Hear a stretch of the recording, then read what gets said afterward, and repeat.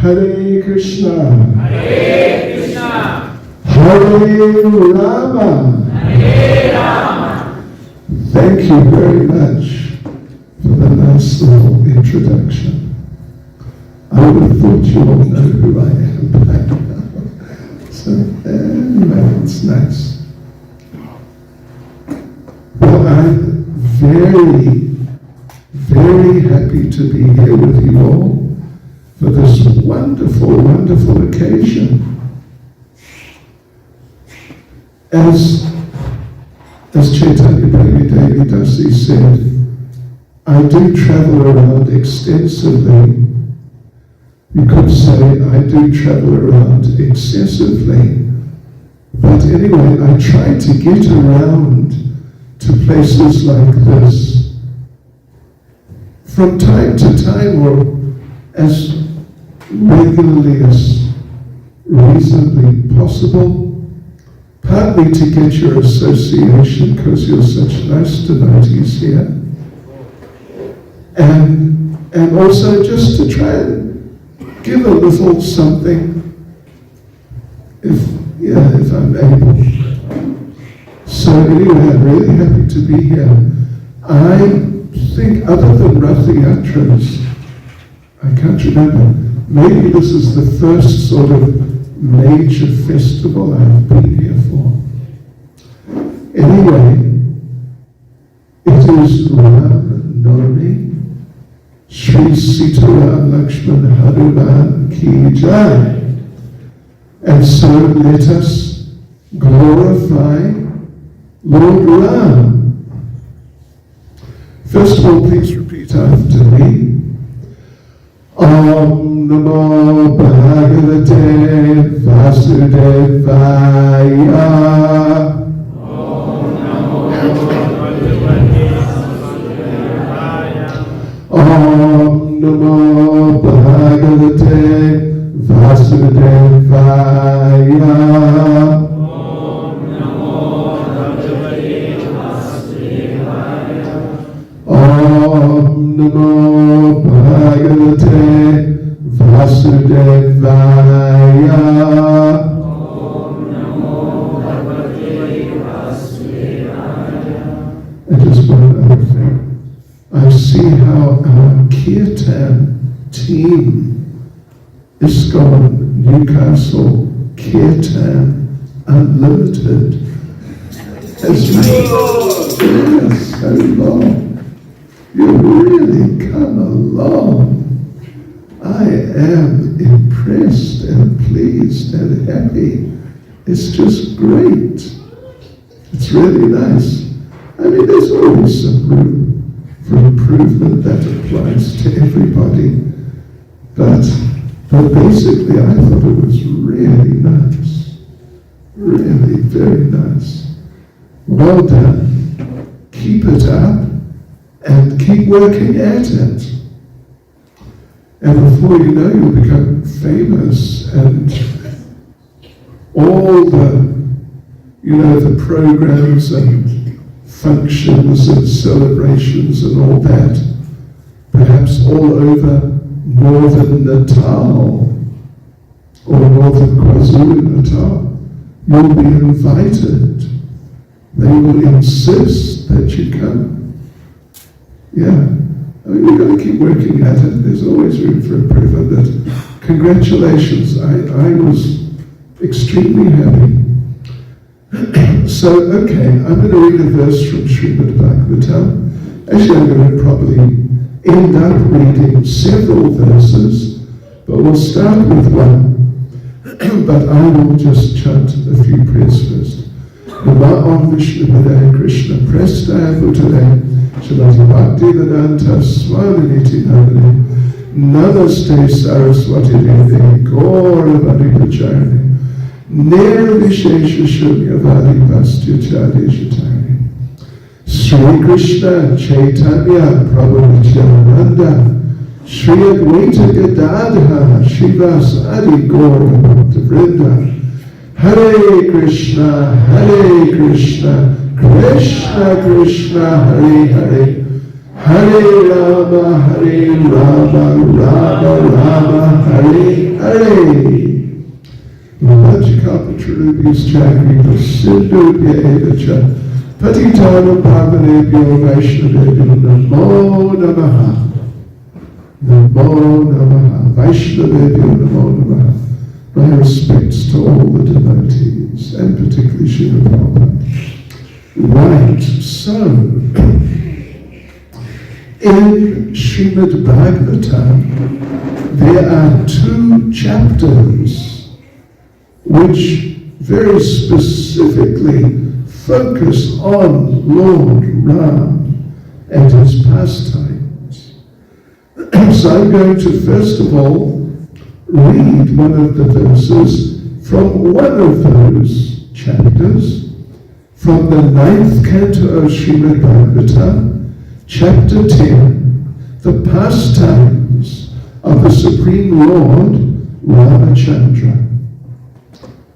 So this is now verse 53, and it is quite a verse. I mean, it is really a most amazing verse, actually. If you're not familiar with it, I tell you what, it will take you aback. It's just so incredibly profound. Right, so 9th canto, chapter 10, verse 53. Nadi vyadi jara klani dukha shoka bhaya klama Mrityus chanichatam nasid Rame raja yadhokshaje. And the translation, when Lord Ramachandra, the Supreme Personality of Godhead, was the king of this world, all bodily and mental suffering, disease, old age, bereavement, lamentation, distress, fear, and fatigue were completely absent. There was even no death for those who did not want it. How does that sound? Pretty incredible, isn't it? In fact, it's easy to imagine, particularly people who are not devotees, but maybe a few devotees also, hearing that and thinking, what? Isn't that a bit extreme or something? But it's not. It's really not. It is the truth. It is the absolute truth. So, Srila Prabhupada actually gives a short purport. I'll read the purport. So Srila Prabhupada says, all these facilities existed because of Lord Ramachandra's presence as the king of the entire world. A similar situation could be introduced immediately, even in this age called Kali, the worst of all ages. It is said, Kali Kale Navarupe Krishna Avatar. Krishna, which means Krishna descends in this Kali Yuga in the form of his holy name.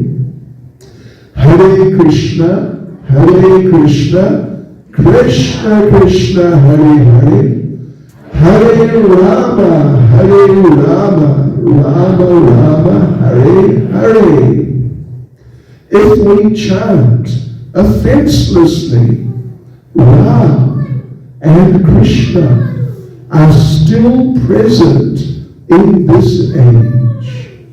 The kingdom of Ram was immensely popular and beneficial, and the spreading of this Hare Krishna movement can immediately introduce a similar situation even in this Kali Yuga in Newcastle. Anyway, I added that bit in case you didn't notice it. Yeah. But even in this Kali Yuga, even in Newcastle, and even just everywhere. Right, so let me just read the verse again. Nadi vyadi jaraglani, dukashoka vayaklava, mrityus chanichatam nasid, rame rajan yadhokshaje. When Lord Ramachandra, the Supreme Personality of Godhead, was the King of this world, all bodily and mental suffering, disease, old age, bereavement, lamentation, distress, fear, and fatigue were completely absent. There was even no death for those who did not want it. Isn't it amazing? It's truly amazing. Just completely amazing. So let me just say a couple of words on this particular point right now, and then we'll talk about a few pastimes and things of Lord Ram and Mother Sita and Hanuman. So, and as the verse says, all these different unpleasant conditions, disease, old age, etc., etc., they were completely absent. I was in Cape Town a few weeks ago, and someone said something which really struck me, and I thought it was great. It's just a general sort of comment on life. Listen to this. Old age is not for sissies. Now, I know there's a few of you out there who are not young. In fact, I think there's a few of you who are older than me. Normally in programs now, at least often, even more often than not, I'm the oldest person. I remember when I used to be the youngest person. When I joined, I was 21. Now I'm a bit older. So yeah, and old age is not for sissies. And if you're already old, you will know what I mean. If you're not old yet, you might think, what? Anyway, you'll get there and then you'll understand. So all these unpleasant things, when Lord Ram was ruling, the Ram Rajya, the kingdom, basically, of Lord Ram. It wasn't just that he was very, a clever manager of the state, of the country, or of the planet even. It wasn't that. But he had this incredible transcendental power. When we were waiting to begin, it was around 6, and the load shedding was meant to finish at 6, but it only finished, 15 or 20 minutes later. You know what it made me think? Maybe I shouldn't even say this, but it made me think, probably one day, one night, the lights will not come on again. Means they'll just lose control of the thing completely. It wouldn't surprise me. Anyway, I shouldn't say that, because having said it, it might happen. So, but this is Lord Ram. This is Lord Ram. That, he is incredibly expert at seeing that the country, it was actually the whole planet he was ruling, not just India or, UP, Uttar Pradesh or something like that. It was the whole planet. But he was so expert that things were just functioning completely like clockwork, or better than like clockwork, because clocks break down sooner or later. But yeah, he was expert.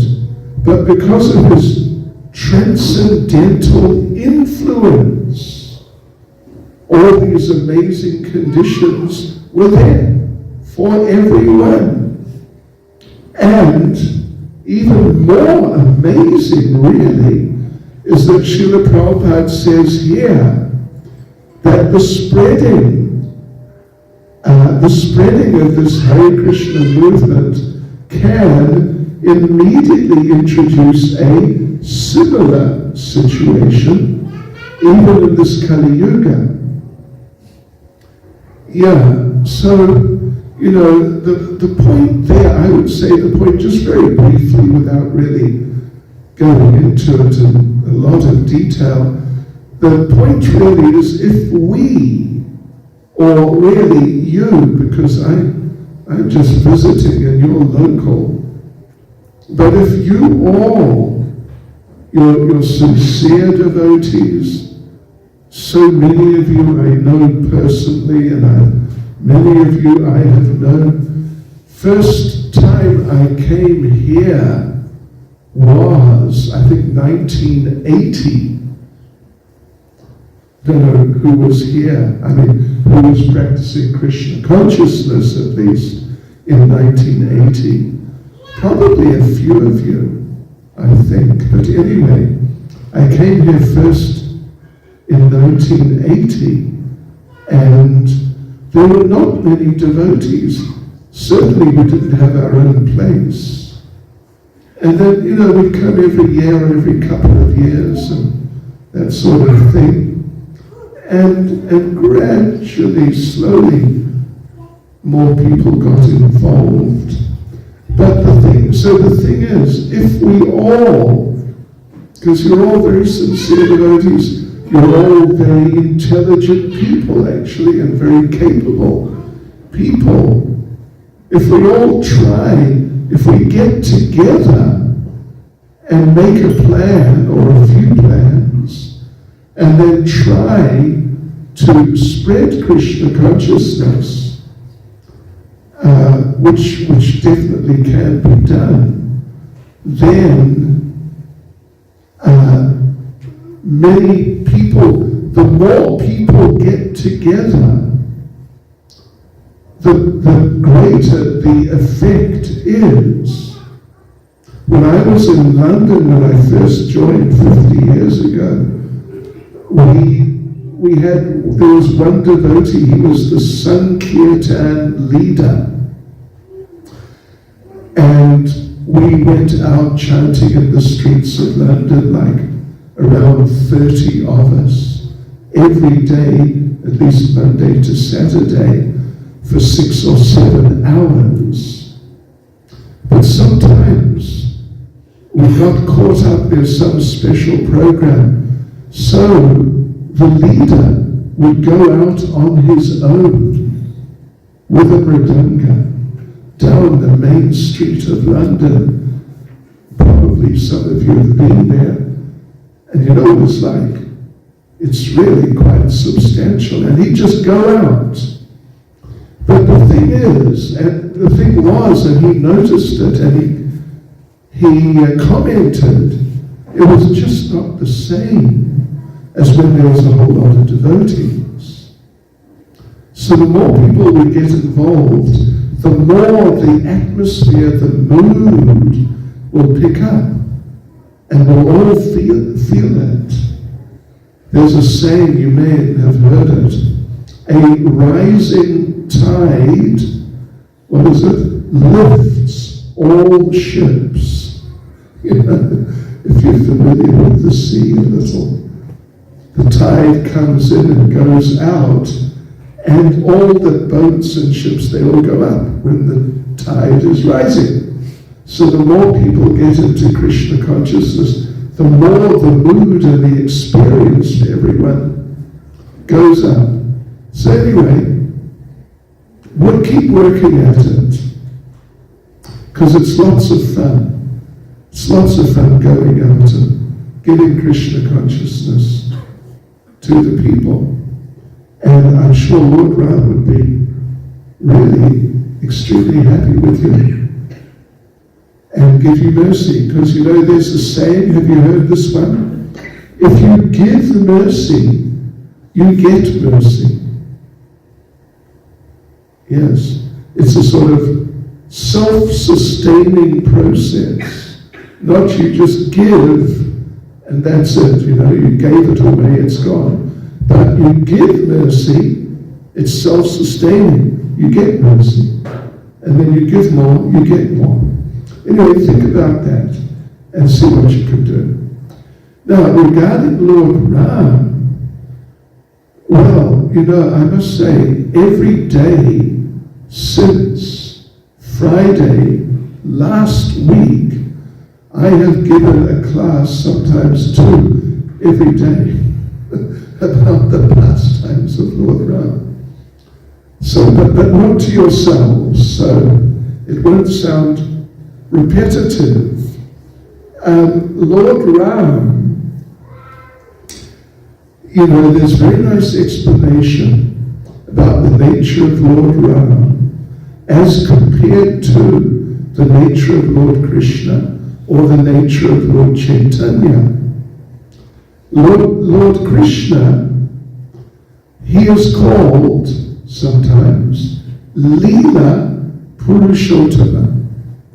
Purushottama just means the Supreme Person. But he's Leela Purushottama, the Supreme Person who is known, who is famous for his Leelas, his pastimes, amazing pastimes, lifting Govardhan Hill on the little finger of his left hand. What a pastime. And so many, killing so many demons.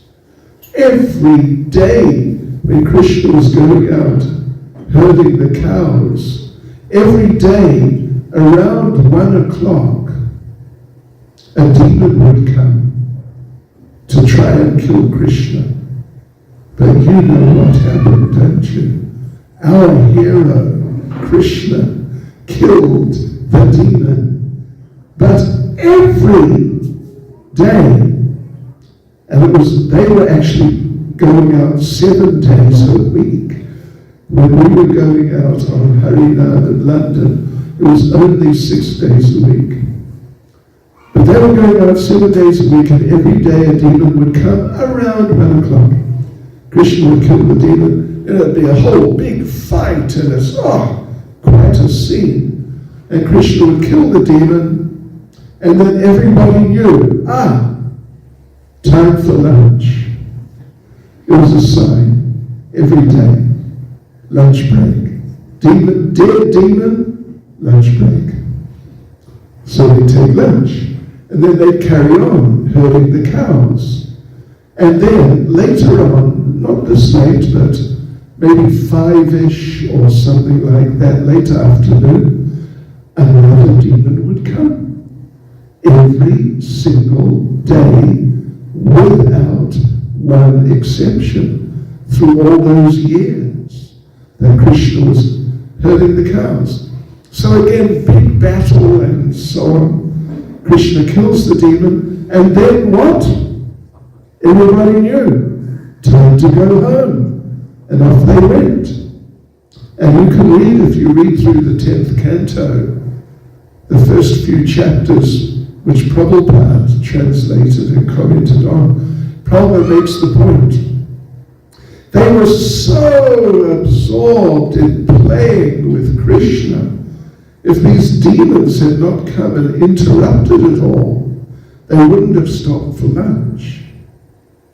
And then later on in the afternoon, if that second demon hadn't come, they wouldn't have gone home. They would have just carried on. Yeah. So therefore Krishna is called Leela Purushottama, the Supreme Person who is recognized particularly like a special feature that people immediately think, oh yes, that's Krishna. Leela Purushottama, his amazing pastimes. He married 16,108 wives. Amazing, isn't it? It's amazing. None of our young men here, none of you are going to try to compete with Krishna with that one, are you? No, thanks. Then Lord Chaitanya, his special feature, he's known as Prema Purushottama, the Supreme Person, whose special characteristic is he's just absorbed in Krishna Prema, because he came as a devotee to experience what it's like to be a devotee, and particularly Radharani, how she feels. So therefore he's called Prema Purushottama. And he was just always deeply absorbed in the mood of a devotee, and not in the mood of being God. So if people ever said to him, aha, I have understood, you are actually the Supreme Lord, he would say, no, what do you say? I'm a devotee. In fact, I'm just trying to be a devotee. Yeah. So that's Lord Chaitanya. But now, Lord Ram, his special feature, at least in this context, is how he maintains moral standards of behavior and way of life. The term is, I mean, it's a bit, you might not have heard this before, but he's called Maryada Purushottama.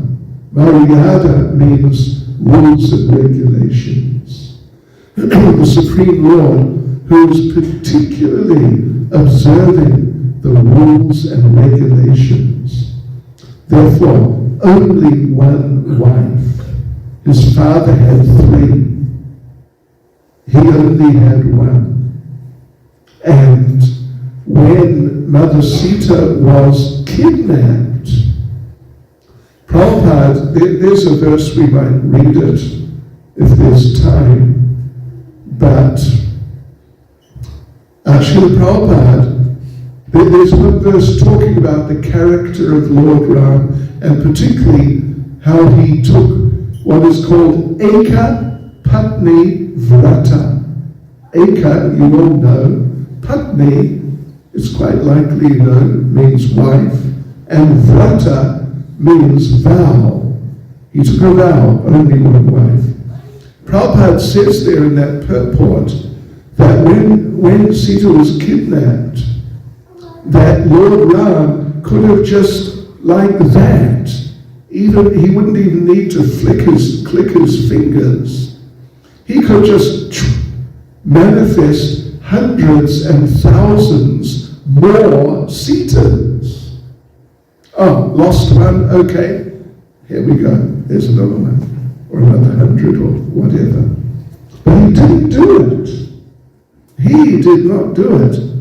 But because he was a very responsible and caring and affectionate, loving, and just dedicated husband, he took, what trouble did he take to get her back? I'm sure you know the story, basically, at least. He got together an army, and they all went down to the banks of the ocean down there, Actually, they crossed over and they went to the island. What's it called? It begins with P. Anyway, I forget what the island's called. Where the Rameshwaram temple is. If you've been to the Rameshwaram temple, massive, gigantic temple. It's on an island about a kilometer out from the coast. So they went out there, and then they threw rocks and boulders and mountain peaks into the ocean, but by Lord Ram's mystical power, they all floated. And so they just walked across to Lanka.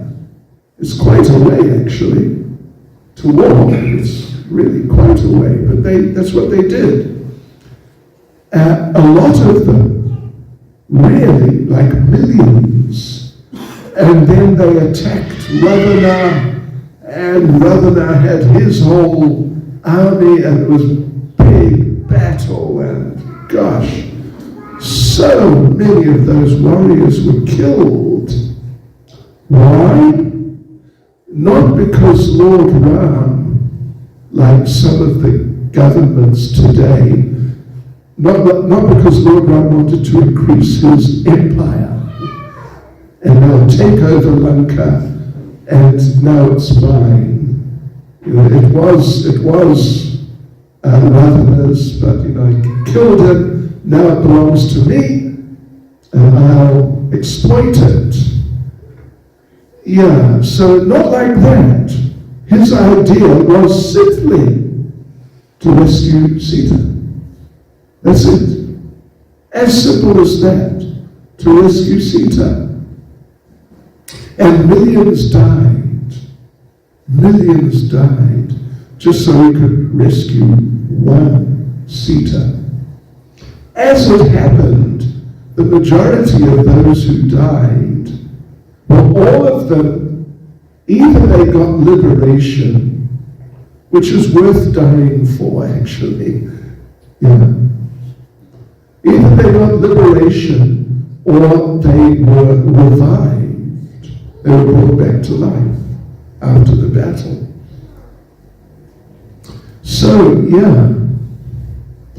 and Lord Ram, at the end, it was at the end of the second to last day of the battle, Lord Ram met with Ravana.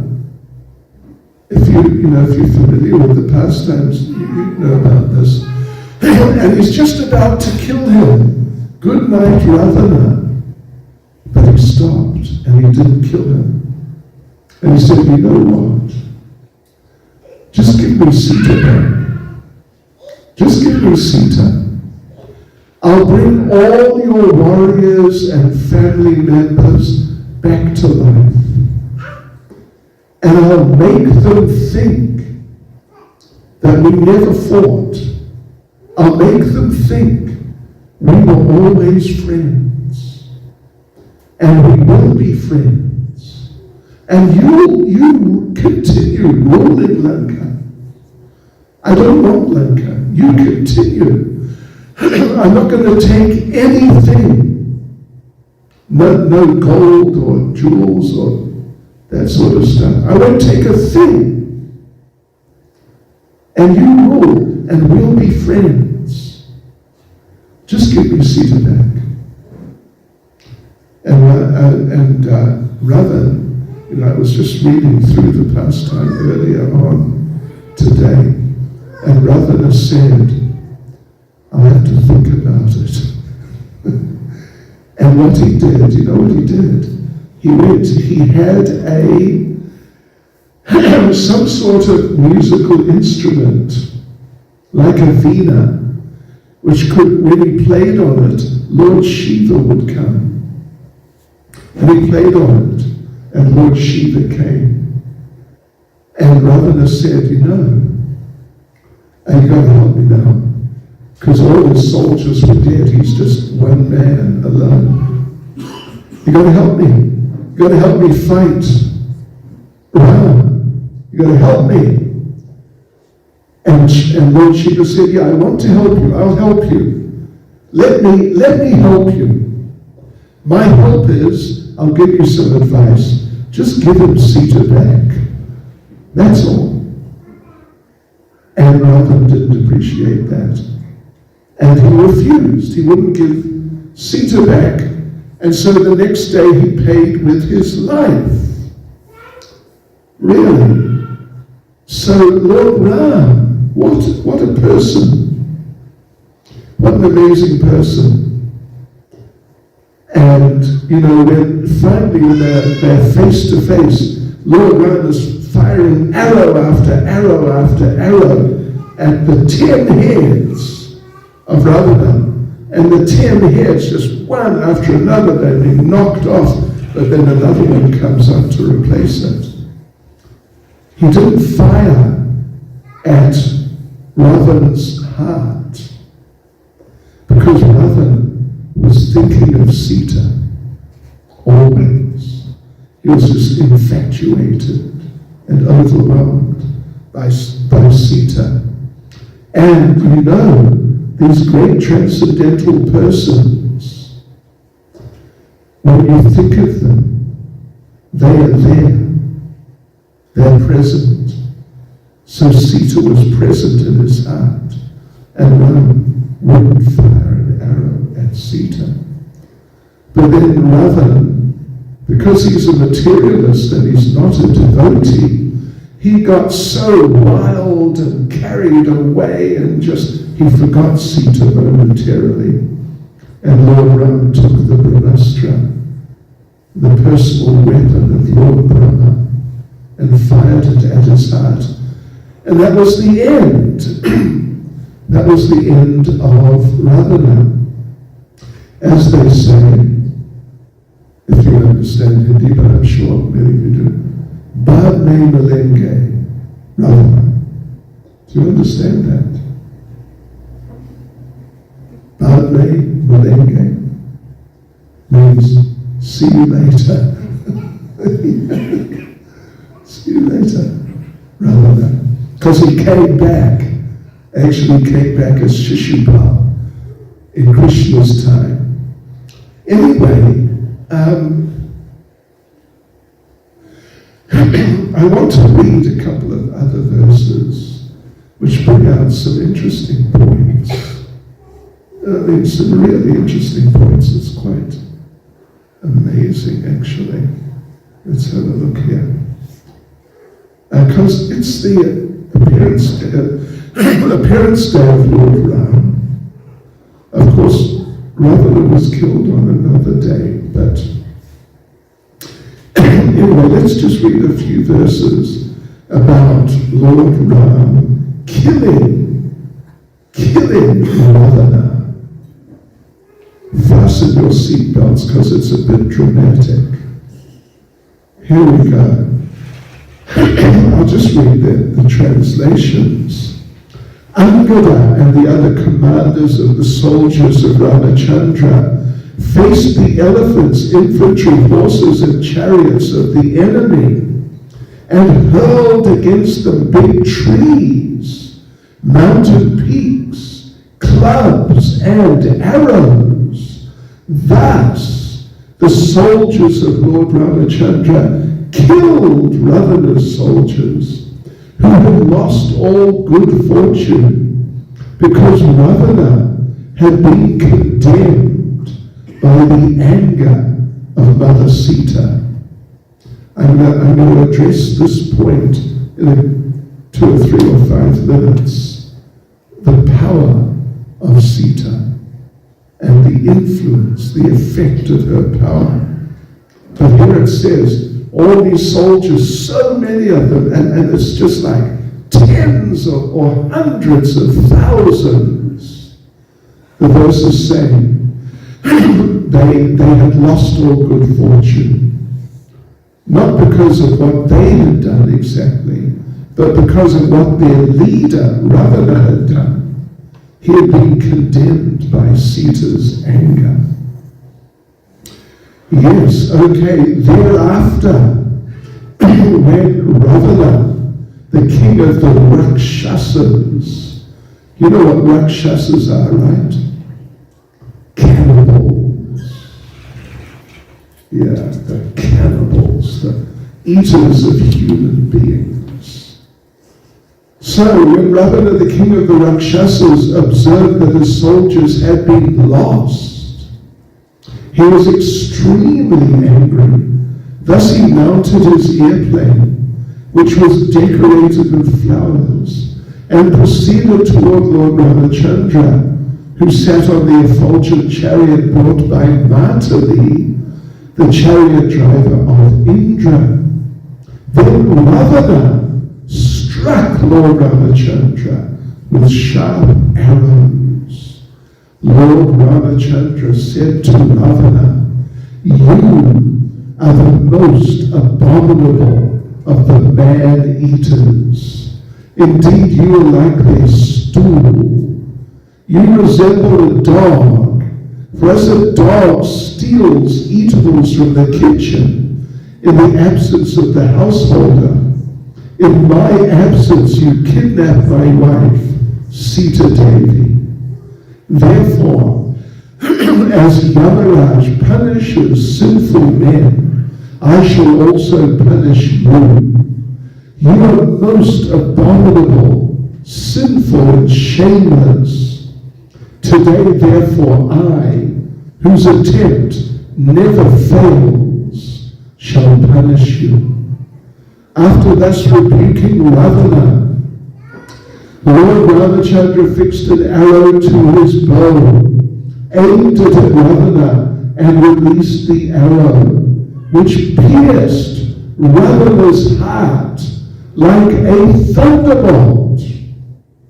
Upon seeing this, Ravana's followers raised a tumultuous sound, crying, "Alas, alas, what has happened? What has happened?" As Ravana, vomiting blood from his 10 mouths, fell from his airplane, just as a pious man falls to earth from the heavenly planets when the results of his pious activities are exhausted. Thereafter, all the women whose husbands had fallen in the battle, headed by Mandodari, the wife of Ravana, came out of Lanka, continuously crying. They approached the dead bodies of Ravana and the other Rakshasas, striking their breasts in affliction because their husbands had been killed by the arrows of Lakshman. The women embraced their respective husbands and cried piteously in voices appealing to everyone. This is now Mandodari, the chief wife. He had many hundreds of wives, Ravana. She is now addressing the dead body of Ravana. "O my Lord, O Master, you epitomize trouble for others, and therefore you were called Ravana."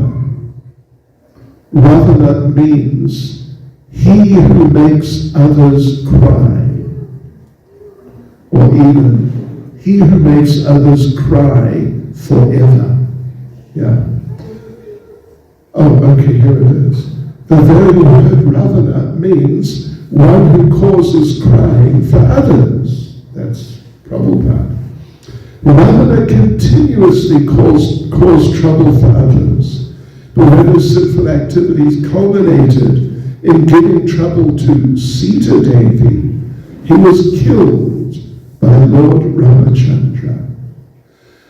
And you know what Lord Ravana thought? He thought, this Ram, he's just another human being.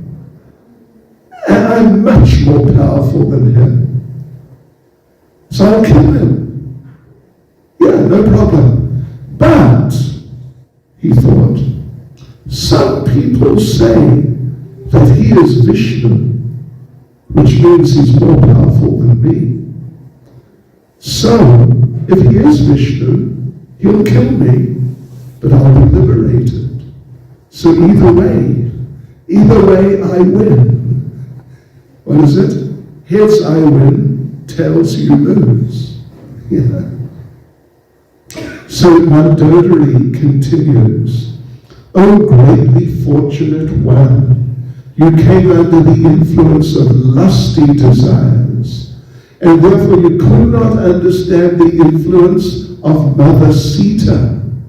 Now, because of her curse, you've been reduced to this state, having been killed by Lord Ramachandra. Yes. So, but O pleasure of the Rakshasa dynasty, because of you the state of Lanka and also we ourselves now have no protector. By your deeds, you've made your body fit to be eaten by vultures, and your soul fit to go to hell. So that, many times I read these verses. Many times.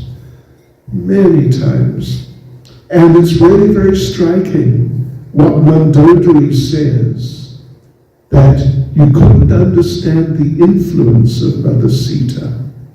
And we read, if you remember, 5-10 minutes ago, how all those warriors died not because they offended Sita, they didn't do anything to her personally, but their leader, Ravana, he did, and Sita cursed him.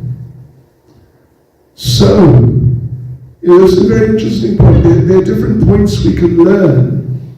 Husbands can learn from this, the whole, like Ram and his character and his activities. You can learn if you're a husband or a would-be husband, trainee or something like that. You can learn. Being a husband, you got to get into it. You got to look after your wife. She's not just now an unpaid cook or something like that. An unpaid laundry washer. No, it's a big responsibility. Oh gosh, it really is. And Ram took that responsibility. So you can learn that. And when Sita was kidnapped, he, as far as he was concerned, if I die trying to save her, that's okay. I just got to do it. I got to do it. And he did. He didn't hesitate to try to save and rescue Sita. So, that's something for you gentlemen.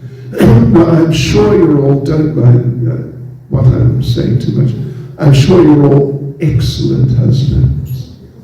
I may ask your wives sometime and just check up on you. But I don't doubt that you're very good husbands. And the ones who are in training, I'm sure you'll also be good husbands in due course. But it's a really serious thing. And Lord Ram, as the example of moral standards, doing the right things, no matter what. Yeah. No matter what, doing the right things. That's his example. What an example for the gentlemen. And for the ladies. Well, there is actually a verse, let me just read it. I read it last night in Dundee. Mother Sita was very submissive, faithful, shy, and chaste, always understanding the attitude of her husband. Thus, by her character and her love and service, she completely attracted the mind of the Lord. So that's her example for ladies. That's verse 55 from the same chapter. Look it up, study it, learn it. You know, so that's the good news, that these examples are there. You could follow those examples. If you're a male, the example of Lord Ram. If you're a female, the example of Mother Sita. You can do that. That's the good news. The bad news is that not all men are like Lord Ram. In fact, you get a few every now and then. They are just real duds, if you know what I mean. Gosh. Gee whiz. I mean, you get some useless husbands, frankly. But you get some who try their best. So my advice to you, gentlemen, is try your best. You can't do better than your best. It's physically impossible. So but at least try your best and don't be lazy, you know, and to sort of in a mood of entitlement that my wife should do this and that and everything else for me. Yeah. So, and Mother Sita, what an example. Yeah, so the bad news is, you know, unfortunately not all ladies are like Mother Sita. And you get a few duds amongst the ladies too. I mean, sorry, but we have eyes and we observe. Yeah. But try your best. And particularly seeing, you know, I sort of focused a little on what was said about Sita. Twice it said that these people died. These men died because of offenses against Sita. This is the power of a woman. The power of a woman is not if she goes to the gym, you know, and all that, you know what I mean? You get women like that. Big, powerful ladies who could beat up, probably kill any of the men here, actually. Really. You know, if you ever look on the internet, you can see some of these women, my Lord. Yeah, so that's not really the power of a woman. The power of a woman is in her chasteness, faithfulness, shyness, and love and service. To a husband who, you know, we pray to God is at least trying his best. So there you go, devotees, some thoughts about Lord Ram. Tomorrow night, I don't know if I'm allowed to do it. We're having a program at your place, is it? Am I allowed to mention it to anyone, or should I keep quiet? I think it's a bit late for that. Oh, okay. Anyway, don't tell him, but come if you want. I won't stop you. Tomorrow, I think, well, we'll see, but I was thinking of sort of continuing the Sita Ram mood and telling you about something about the kidnapping of Sita, which I don't know, maybe you're aware of, maybe you're not, but whatever. We'll talk about it, because it is really, is that interesting? It's just amazingly interesting. And believe it or not, it's connected, it ends up being connected with Tirupati, the Tirupati temple in India. Yes, oh boy. It's interesting. So, okay, devotees, thank you for listening very attentively.